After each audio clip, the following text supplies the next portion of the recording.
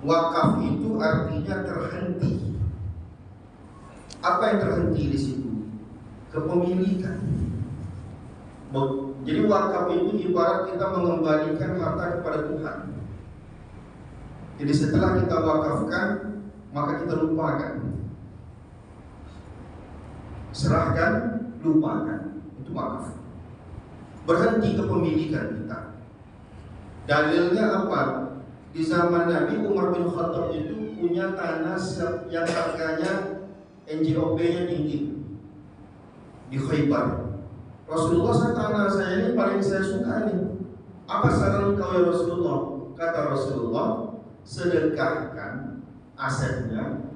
Nah, manfaatnya ambil, kasih ke orang-orang, tapi asetnya jangan diambil, asetnya dibakukan. Maksudnya apa? Di zaman Umar bin Khattab itu diminta Rasulullah supaya tanahnya diproduktifkan, tapi tanah itu milik dia lagi, udah wakaf. Hasil asetnya mungkin kebun dan segala macam, silakanlah diproduktifkan untuk masyarakat. Hadis ini menjadi dalil utama tentang wakaf.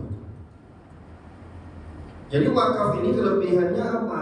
Kelebihan wakaf ini adalah harta yang bisa pahalanya terus mengalir. Inilah yang membuat orang tertarik untuk berwakaf.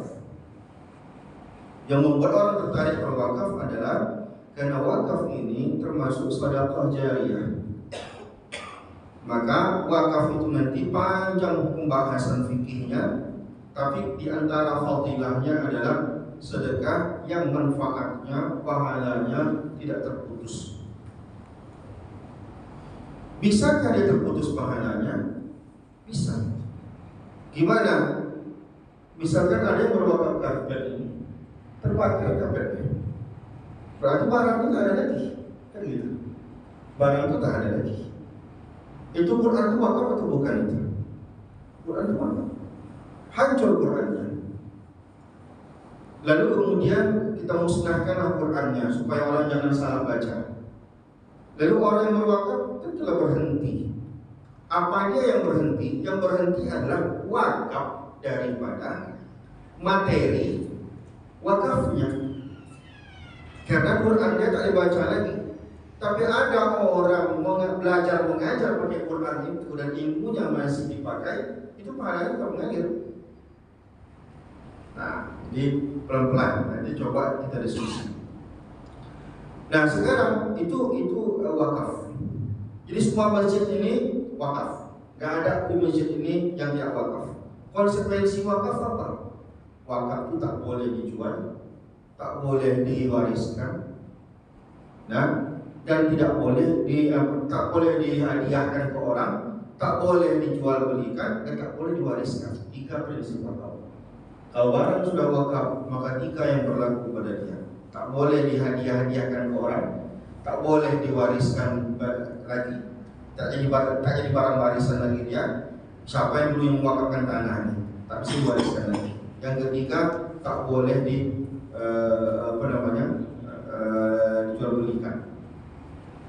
Maka semua barang ini tidak ada barang jual beli di sini. Boleh nggak pengurus nanti menjual sebagian karpet ini? Nggak boleh. Cuman ada ulama membolehkan kalau barang itu sudah tidak mungkin dipakai lagi, daripada dia hangus tanpa ada manfaat, maka dijuallah, dibelikanlah barang lain, nanti dimasukkan lagi ke barang wakaf itu tadi.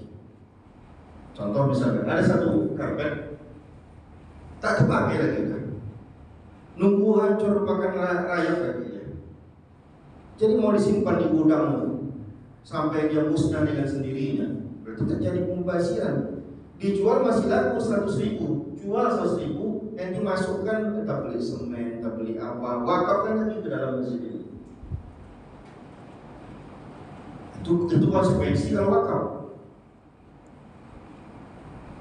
Dan bahkan ulama membahas tak boleh sembarangan memindahkan aset wakaf. Tak boleh sembarangan. Contoh misalkan, meja ini kita kasih ke masjid lain, tak boleh sembarangan. Ini bukan barang yang bisa diberikan ke orang. Ini barang wakaf yang ditentukan tempatnya. Ini wakaf yang ditentukan tempatnya. Nah, jadi itu konsekuensi kalau barang itu wakaf. Jadi semua uang yang dimasukkan kalau tadi infak untuk pembangunan, aku kan menginfak, namanya infak tapi esensinya wakaf. Quran, kursi ini, AC, kipas angin, TV itu, lampu ini semua wakaf. Kalau orang mencuri, yang dicurinya barang Tuhan, bukan barang manusia yang dicuri. Dan milik Tuhan yang dia curi. Tidak sembarangan. Oke, biar kita paham. Oh, masjid ini adalah wakaf. Nah, sekarang pertanyaannya, apakah kita sekarang ini mau mengalihkan wakaf atau membangun wakaf baru? Itu beda. Di Medan bertahun-tahun dulu permasalahan masjid, ada masjid lama, masjid yang udah lama. Tiba-tiba di sekitar masjid itu ada orang bangun perumahan bertingkat sampai, tapi bukan punya, tapi perumahannya non muslim. Terconggoklah masjid itu sendiri di situ. Nah, orang-orang itu berusaha minta supaya masjid itu dialihkan. Terjadilah perkelahian dulu banyak di Medan itu gara-gara itu. Itu mengalihkan banyak memang perdebatan di sana. Boleh nggak masjid ini kita alihkan? Masjid ini dihancurkan misalkan, lalu kemudian dijual tanahnya, lalu kemudian dialihkan ke tempat lain. Itu tidak boleh dilakukan. Tapi yang kita lakukan bukan itu. Yang kita lakukan sekarang ini memindahkan aset wakaf mau dipindahkan, atau membangun aset yang baru.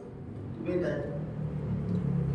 Nah sekarang, kalau yang saya dengar tadi, kita mau bangun aset yang baru. Yang ini mau dinonaktifkan fungsinya sebagai masjid.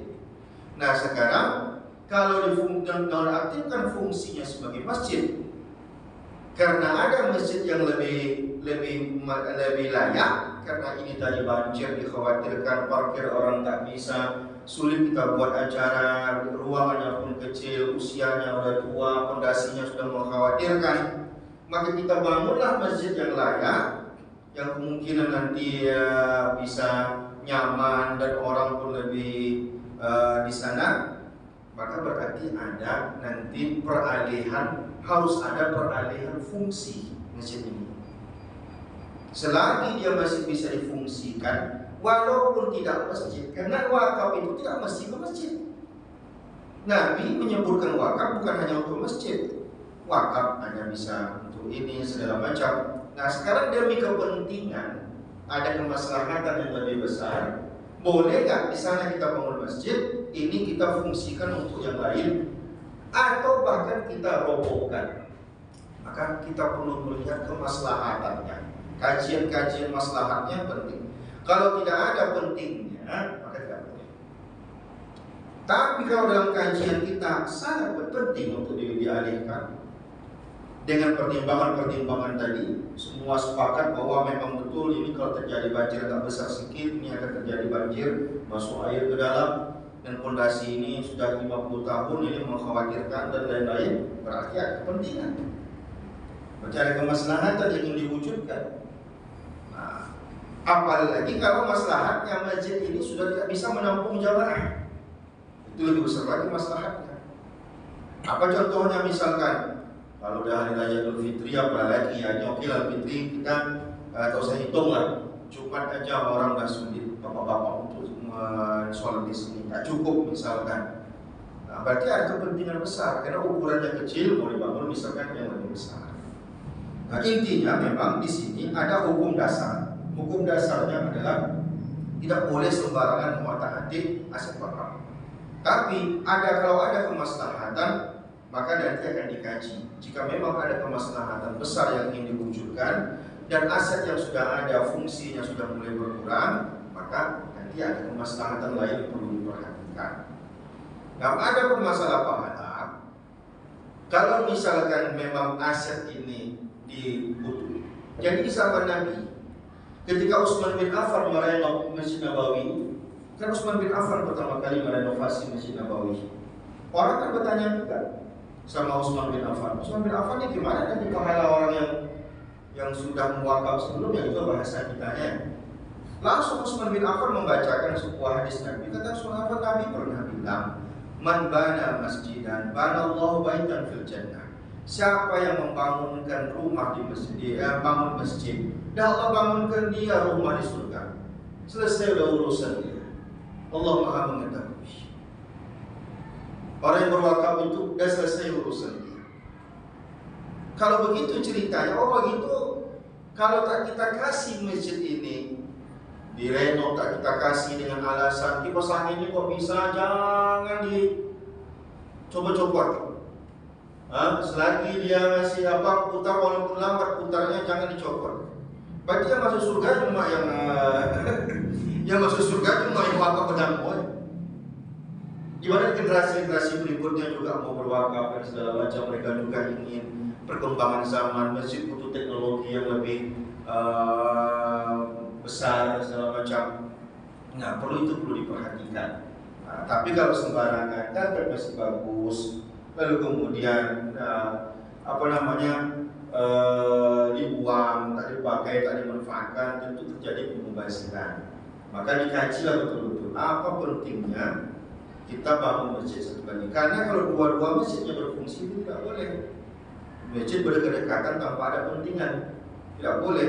Nah, berarti kita memecah-mecah belah jamaah. Tapi bisa saja ini mungkin kalau memang ada kepentingan supaya asetnya tetap bertahan. Kalau memang tidak perlu dirobohkan, difungsikan misalkan madrasah, difungsikan misalkan perpustakaan, difungsikan misalkan untuk yang penting asetnya. Kalaupun asetnya harus dirobohkan karena tidak memungkinkan untuk mempertahankannya, barangnya udah lusuh dan lain-lain, nah maka nanti misalkan materialnya dimasukkan ke masjid yang baru. Sehingga apa?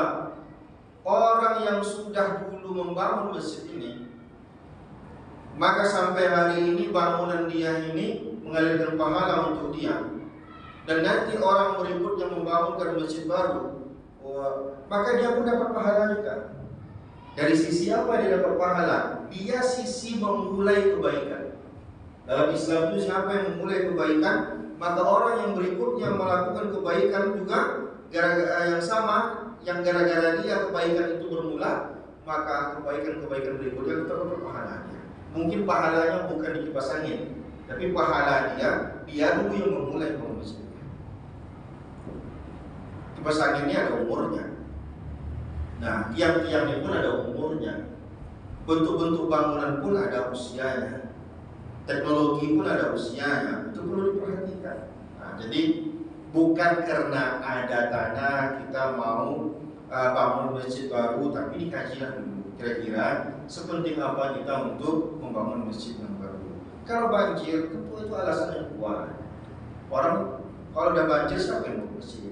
Misalkan, apalagi fondasinya udah misalkan karena ini usianya terlalu lama, maka perlu pembugaran, perlu misalkan ada nggak tahan lagi dengan fondasi yang ada. Atau misalkan ruangan masjidnya masyarakat udah banyak, masjid ini tak cukup untuk menampung jamaah, ditambah lagi ini sempit, tidak bisa lakukan pembugaran. Apalagi orang sekarang tak mau ke masjid, Ustaz. Kenapa tak mau masjid? Ya orang singgah susah Ustaz, parkiran kecil dan segala macam. Berarti ada banyak kepentingan yang perlu diperhatikan. Masalah pahala tadi jangan khawatir. Masalah pahala tadi itu tak perlu khawatir. Orang yang sudah memulai, orang yang sudah menegakkan tiang ini, dia punya rumah di surga. Orang yang mengasih bantu dulu untuk keramik-keramik ini, tergantung berapa banyak dia menyumbangnya, maka sebesar itu kemuliaan tempat untuk dia di surga diberikan oleh Allah SWT. Bukan rumah dibangunkan kayak rumah kita ini, tapi Allah kasih satu posisi tempat di surga. Seberapa banyak sumbangan dia, maka setinggi itu pada di derajat tempatnya. Karena semua orang tak sama derajatnya dalam surga. Level-level surga kita beda. Siapa yang paling banyak nyumbang di masjid ini? Jadi kalau memang dia sudah selama hari ini wakaf di masjid ini, ada kesempatan buka lagi wakaf. Begitu ya.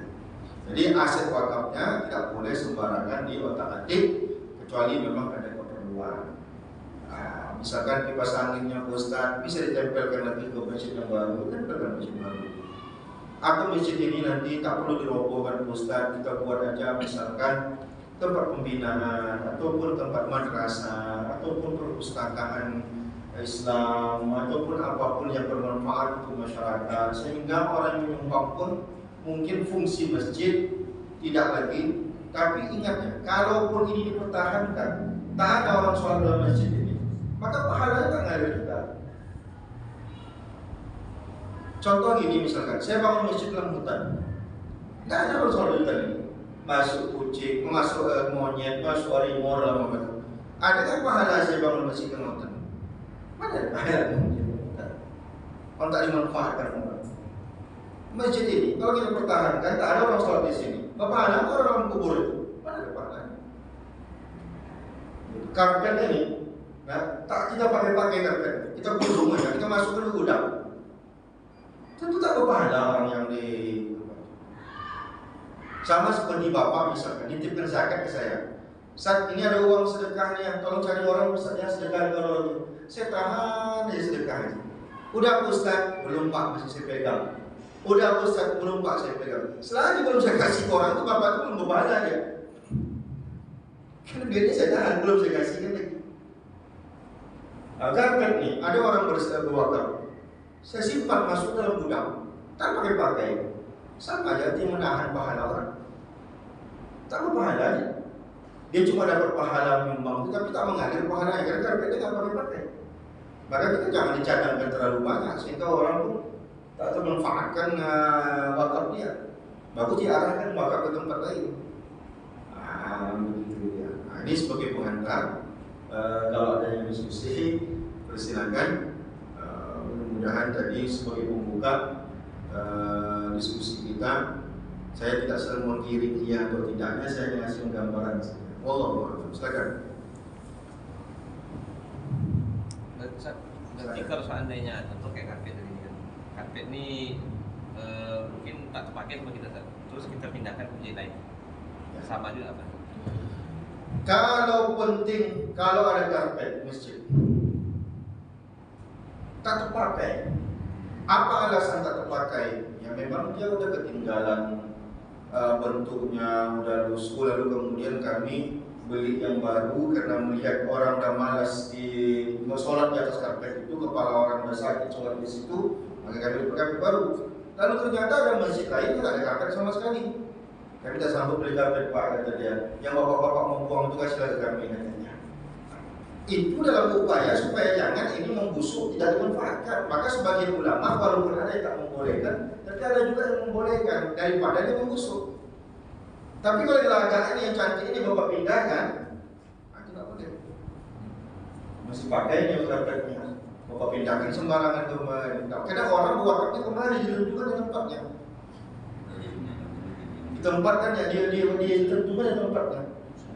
Nah, tapi kalau ada karpet yang tak terpakai karena udah lama, misalkan kita simpan di gudang itu, lalu ada orang baru bangun masjid di kampung-kampung, nggak sanggup beli karpet. Nah, di sini tak terpakai karpet itu lagi, tinggal nunggu hancur aja lagi dia. Nah, maka kita adalah kasihlah demi kemaslahatan, maka itu diboleh. Bahkan sebagian ulama, termasuk fatwa Muhajir mengatakan, kalau ada barang aset wakaf masjid misalkan, lalu kemudian kita jual untuk beli tikar, barang yang tak terpakai di masjid lagi kita jual dengan harga murah untuk beli tikar di masjid, itu boleh. Nah, itu ada fatwa ulama yang membolehkan itu, di antaranya yang mengajar Al-Hitam. Nah, begitu dia. Jadi menyelamatkan karpet tadi supaya jangan membusuk karpet itu di sini. Nah, tapi karpet yang udah cantik jangan diganti-ganti dulu. Kalau mau ganti karpet yang udah cantik ini ada alasannya. Seperti tadi bapak mau memindahkan masjidnya, buat alasan. Nah, jangan sembarangan memindahkan. Gitu. Nah, gitu juga. Oh, ini Ustaz tak muat lagi nak. Apa namanya? Sedangkan aset tanah kita terbatas. Tengoklah orang parkir mobil cuma bisa 3 bijinya. Padahal zuhur tuh banyak orang di pinggir jalan parkir. Akhirnya terganggu orang pengguna jalan gara-gara itu. Berarti ada kemaslahatan yang itu. Allah. Ada lagi? Kita Silakan. mengenai nazir tadi. Ya. Nazir ini apakah memang harus ditunjuk tak? Atau langsung saja pengurus masjid merangkap nazir dan tidak? Nazir itu boleh siapa saja, baik dia wakif maupun dia adalah orang lain. Boleh si pemilik aset jadi nazir, boleh bukan si pemilik aset. Nah, nazir yang pertama adalah yang ditunjuk oleh si pemilik aset.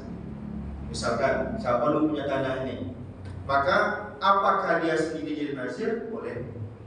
Diamanahkan kepada orang lain pun boleh juga. Nanti nazir-nazir itu ketika dia sudah tidak mampu, dipindahkannya lah ke orang lain yang kompeten untuk mengurus itu. Nah, zaman sekarang itu sudah diatur oleh negara. Di KUA itu nanti ada pencatat ikrar wakaf. Lalu kemudian di Indonesia sudah ada semacam komisi, dia seperti BWI, Badan Wakaf Indonesia. Ada di segala macam. Nah, apakah pengurus masjid harus merangkap jadi nazir? Tidak mesti, karena itu dua hal yang berbeda. Pengurus masjid itu mengurusi masalah operasional masjid supaya berjalan kegiatan di masjid, sedangkan yang nazir wakaf dia mengamankan aset wakaf. Tapi bolehkah dua-duanya dia merangkap dua-duanya? Itu jauh lebih elok. Cuman kan panjang urusannya. Nanti ikrar wakaf lagi ke KUA, ganti pengurus lagi, ikrar wakaf lagi, peralihan nazir. Nanti ganti pengurus lagi, peralihan nazir lagi. Tapi jauh lebih elok daripada dipisahkan. Karena bisa terjadi perkelahian. Biasa di masjid-masjid sering berkelahi yayasan dengan pengurus masjid. Gara-gara itu nanti yayasan tak sepaham dengan pengurus masjid, berkelahi, nanti dana yatim ditahan, mau sedekah ditahan, na'udzubillah, itu tak boleh. Tapi tak ada masalah. Nazir itu tersendiri urusannya. Nah, kalau di Medan orang bilang pengurus masjid itu bukan badan takmir, orang Riau bilangnya badan takmir. Kalau di Medan orang bilangnya nazir. Masjid itu di Medan. Kalau kita di sini dibilang apa? Bapak tuh orang takmir masjid. Kalau di Medan orang tak bilang takmir, orang bilangnya bapak tuh nazir masjid. Beda. Nah, jadi intinya kalau yang nazir ini dia lebih sifatnya mengamankan aset. Sedangkan pengurus masjid ini lebih dari itu tugasnya. Tugas dia adalah bagaimana masjid ini berjalan, kegiatannya berjalan dengan baik, operasional masjid ini tertutupi, segala kebutuhan-kebutuhan, pengembangan-pengembangan. Maka kalau orang yang punya masjid besar itu ada badan tersendiri ya, badan wakaf masjid, badan pengelola masjid. Itu beda. Tapi kita yang kecil, masjid perumahan ini disamakan aja lah, biar lebih aman. Nanti ganti pengurus, ya urus lagi di KUA kan, apa pengurus? Nah, supaya apa? wewenang pengurus masjid itu, lebih kuat. Tapi tetap harus ada nanti pengawasnya dan lain-lain supaya jangan sembarangan. Itu dia, Allah Akbar. Ada lagi lain? Nanti tak ada persoalan lagi. Belum terpikir kan? Dia banyak tentang pahala tadi itu. Ya, Tentang pahala tadi itu tadi. ya, kepala kan kita jelaskan. Kalau kita robohkan masjid ini misalkan kan udah tak layak lagi, lalu kita ganti yang baru, apakah orang yang lama itu tak dapat pahala lagi? Pahala barang memang tak ada lagi, tapi pahala memulai kebaikan itu berjalan terus sampai hari kiamat. Saya nih yang pertama kali bangun masjid ini misalkan, oke, udah sampai 30 tahun sampai umurnya harus diganti. Emang mau sampai hari kiamat tak boleh diganti? Harus diganti kan? Ada masanya, bangunan itu ada umurnya. Nah, ketika diganti, maka orang yang baru itu karena saya sudah mati, saya tak bisa lagi wakaf, orang lain tak wakaf lagi. Pertanyaannya adalah saya yang sudah memulai dulu, apakah tak dapat pahala sama sekali karena aset saya sudah tak dipakai lagi? Tetap dapat saya. Dari mana saya dapat pahalanya? Saya memulai suatu kebaikan yang dilanjutkan oleh orang lain, itu sebuah kebaikan. Sama seperti saya mengajarkan yang baik-baik ke Bapak. Selagi Bapak amalkan kebaikan itu, selama itu saya berpahala meskipun sudah mati. Tapi kalau sebaliknya, saya mengajarkan mencarut ke anak-anak, pandai anak-anak itu mencarut gara-gara saya, mati pun saya, dia masih mencarut, ngalir dosanya ke kuburan saya. Nah sekarang apa yang saya mulai? Kebaikan apa yang saya mulai? Dulu tak ada bangun masjid di tempat ini Ustaz, adalah bapak-bapak itu dia yang mulai dulu bangun. Maka orang yang memulai itu punya keistimewaan. Tapi ingat, semua aset itu ada umur. Pelepah yang dibangun Nabi dulu bangun masjid pakai pelepah, ada umurnya pelepah itu, maka diganti oleh Utsman bin Affan. Tak mungkin kan sampai hari kiamat pelepah itu dipertahankan. Kan tak mungkin pula nanti batang kurma itu sampai hari kiamat mau dipertahankan. Nah, cuman kan tak boleh sembarangan sedikit ganti, baru setahun diganti, tapi disesuaikanlah. Dikira usianya layak belum untuk diganti. Kalau Masjid Nabawi itu yang baru dibangun itu dia direnov bagi semua orang. Nah, Masjid Nabawi, Masjid Haram Mekah, mana pernah berhenti Mekah. Dari saya 2008, setahu saya haji 2008 sampai saya umroh terakhir kali, saya tak ada berhenti orang mau taati Masjid itu. Karena aset itu adalah benda yang ada usianya. Tapi tentu tak sembarangan kita. Jangan pula mentang ada orang kaya yang baru, tahun depan bangun lagi baru. Rupanya tahun depan ada orang kaya yang baru lagi dia. Aku lebih banyak baru lagi. Itulah kerja kita berkelahi setiap tahun apa berkelahi kerja. Ada dua pertanyaan. Yang pertama, dalam hal merubah aset tadi, itu bagaimana cara pengambilan keputusan?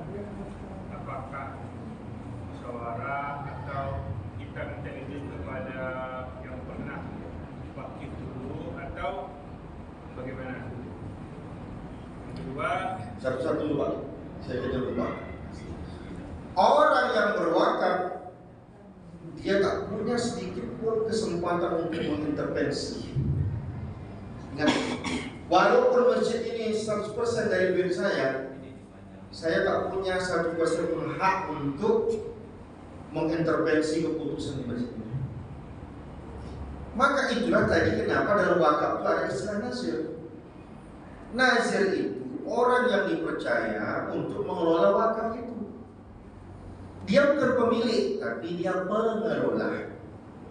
Nah, baik. Jadi yang mengurusi masjid, yang memutuskan masjid itu bukan wakif, tapi yang memutuskan adalah nazir. Maka kalau orang wakif, si pewakaf tadi pengen intervensi, maka dia harus jadi nazir. Tapi dia boleh mengintervensi karena statusnya sebagai nazir, bukan statusnya sebagai pewakaf. Nah, jadi kalau saya misalkan kan nyumbang karpet misalkan, bolehkah saya intervensi? Pak, karpet yang saya ini di depan, Pak, yang lain di belakang. Kalau tidak nanti mana Bapak ada tak amanah orangnya, saya bawa letak ke depan karpet saya, tak boleh saya intervensi. Di mana karpet yang saya kasih tadi itu letakkan. Harus nazir yang ditunjuk tadi, dialah yang berhak untuk mengelola itu. Maka menunjuk nazir pun tak boleh sembarangan. Tetapi dalam keseharian kita, dalam yang mana yang lebih afdal, tentu saja Allah berhendak wasyawirhum fil amri. Segala sesuatu itu berdiri musyawarahkan. Tapi yang bermusyawarah ini bukan berarti si pewakif punya 60% pengaruh suara, tidak begitu. Dia ikut bermusyawarah sebagai masyarakat, sebagai jamaah. Nah, karena dia kita kedepankan, karena dia menyumbang dulu secara moral, kita kedepankan dia untuk ngasih pendapat segala macam. Tapi dia tidak punya kuasa apa yang sudah dia wakafkan. Maka kami di yayasan saya fokus di wakaf juga. Tabung wakaf umat sama itu. Kami fokus ke wakaf. Kalau ada orang wakaf yang pertama kali kami sadarkan dia adalah, Pak, kalau Bapak berwakaf, maka Bapak lupakan apa yang Bapak wakaf. Karena kami tak akan mengizinkan Bapak mengintervensi apa yang Bapak wakafkan. Karena banyak, Ustaz kami bangun pesantren ya Ustaz, cuma nanti kami masuk dalam pengurusannya. Berarti Bapak mau jualan? Tidak bisa. Kalau Bapak udah wakaf, sudah. Nah, gitu dia. Cuman seelok-eloknya segala keputusan itu diambil dalam musyawarah. Hasil musyawarahnya itu tentu saja yang ditengok dari aspek syariat itu paling penting, karena ini masalah wakaf, bukan hanya kemauan kita mana yang paling jamak. Tengok aspek syariatnya itu. Nah, dapat aspek syariatnya, syariat membolehkan, baru kita berembuk. Mau atau tidak, syariat membolehkan nih. Bapak-bapak gimana? Baru kita berembuk. Setelah kita rembukkan dan sepakat, kita urus dia legalnya ke PPIAW yang ada ke rumah. PPIAW itu bahasa kepanjangannya petugas pencatat ikrar wakaf, kalau salah saya itu ada di rumah. Itu Pak ya. Itu yang pertama. Yang kedua Pak, seandainya salah dalam mengambil keputusan, misalnya barang ini, nanti kan resiko ya, kan belum layak untuk diremajakan, lalu salah lagi dalam mengambil keputusan. Itu apakah itu berdosa atau bisa berdosa kalau yang mau bermusyawarah itu bukan orang yang ahli untuk bermusyawarah.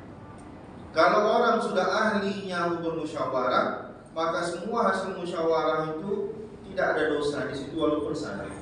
La tajtami'u ummati 'ala dhalalah, kata Rasulullah. Umatku ini, umat Islam yang ngerti agama, takkan sepakat untuk yang salah-salah. Ternyata salah juga, tapi cara yang udah benar, insya Allah terhindar dari dosa. Maka dalam Islam itu, benar pun hasilnya caranya salah itu masih bermasalah juga. Caranya mesti benar. Maka gimana cara yang benar? Pertama kita bertanya dulu tentang aspek syariahnya. Kepada siapa kita bertanya tentang aspek syariahnya? Kepada orang yang ngerti syariah. Kalau dia bilang ini secara syariah udah aman Pak, oke, tak ada masalah. Nanti kita udah aman dari syariahnya. Tinggal kita di internal kita lagi. Yang penting Bapak jujur menyampaikannya. Apa alasannya kenapa harus dibugarkan? Kalau ditutup-tutupi, dan orang memutuskannya salah. Berarti salah kita. Tapi kalau kita jujur dan kita menyampaikan alasan ini mau dibugarkan Pak, 1 kapasitas, 2 posisi, yang ketiga parkiran, yang keempat kondisi bangunan, kita jelaskan. Nanti orang yang menggali itu dari aspek syariahnya mengatakan oh itu tak apa-apa, bubarkanlah. Dan dapat kita keputusan itu. Berarti dari aspek dosa tak dosanya tidak ada lagi. Nanti kalau kita sama-sama kita sepakat lagi, mau atau tidak. Kalau mau kita, jadi resikonya uang harus banyak dikeluarkan dan lain-lain kan begitu. Nah, karena bangun masjid kan bukan seperti bangun itu butuh biayanya. Yakin saya kalau kita bangun, tapi pakai swadaya masyarakat kan ya, bukan pakai donatur kaya misalkan, pakai swadaya masyarakat sumbangan-sumbangan, itu 4-5 tahun itu belum tentu selesai dia. Ya sempat pula masjidnya nanti itu dia Pak. Jadi memang betul bisa berdosa, bisa tak berdosa. Berdosa orang mengambil keputusan, karena yang mengambil keputusan itu bukan ahli di bidang. Ustadz saya sekalipun ceramah, dijawabnya pertanyaan masyarakat, tapi dia tak ngerti tentang pertanyaan itu. Benar pun nanti jawabannya itu bisa berdosa Ustaz. Nah, maka orang ahli dia yang ditanyakan itu dia pernah belajarnya atau tidak, dia kuasanya atau tidak. Nah sekarang kan kita masalah bangun masjid ini kan ada 2 masalah. Masalah pertama masalah syariatnya aman atau tidak.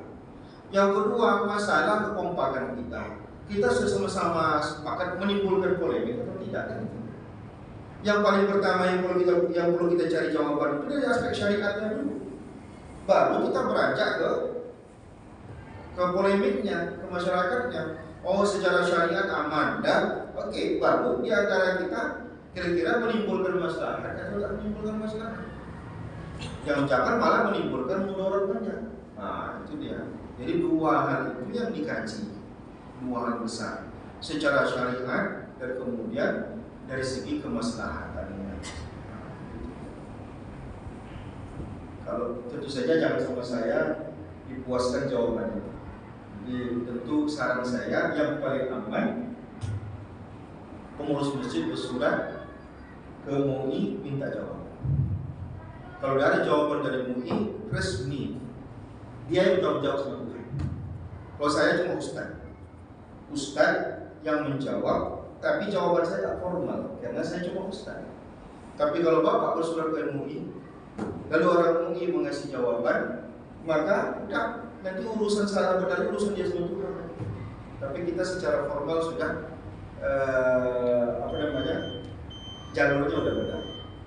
Jadi panitia buat surat, tuliskan narasi alasan-alasannya, minta tolong MUI memberikan fatwa jawaban boleh atau tidak kami membangun masjid di belakang ini.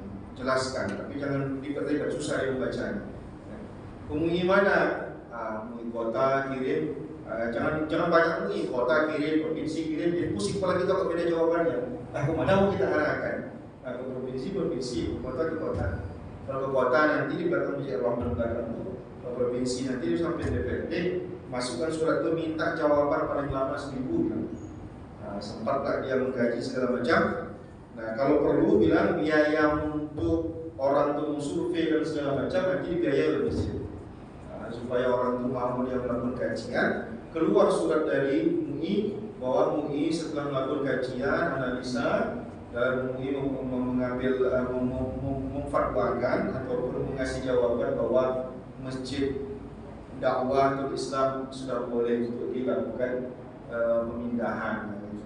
Ya kan kita tinggal kita nanti setelah itu merumpuk gimana Bapak Ibu, resikonya kita butuh uang banyak untuk bangun dan ya itu cara lebih cukup.